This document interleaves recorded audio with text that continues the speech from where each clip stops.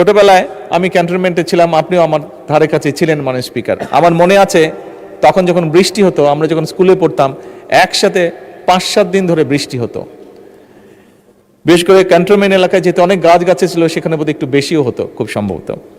মাননীয় স্পিকার, আমরা খেয়াল করেছি হঠাৎ করে, আমি অনেকদিন পরে দেশে এসেছি, বাট এসে আমার খুব নজরে পড়েছে বৃষ্টির পরিমাণ বোধহয় দেশে অনেক কমে গিয়েছে। মাননীয় স্পিকার, কিছুক্ষণ আগে 20-25 মিনিটের মতন বৃষ্টি হয়েছে, বাট এরকম বর্ষাকালে আগে যখন বৃষ্টি হতো একসাথে 3-4 দিন 5-7 দিন বৃষ্টি হতো।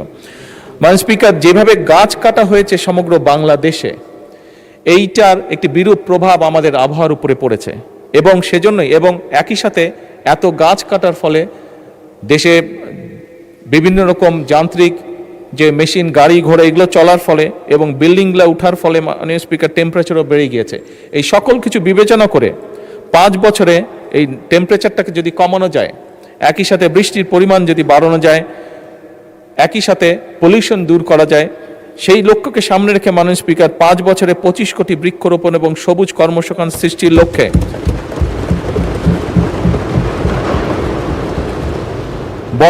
বনায়ন সৃজনের জন্য ইতিমধ্যেই উদ্যোগ গ্রহণ করা হয়েছে। মাননীয় স্পিকার, আসন্ন বর্ষা মৌসুমে আমরা চেষ্টা করছি ইনশাআল্লাহ 3,14,00,000 চারা আমরা রোপণ করব সারা দেশে।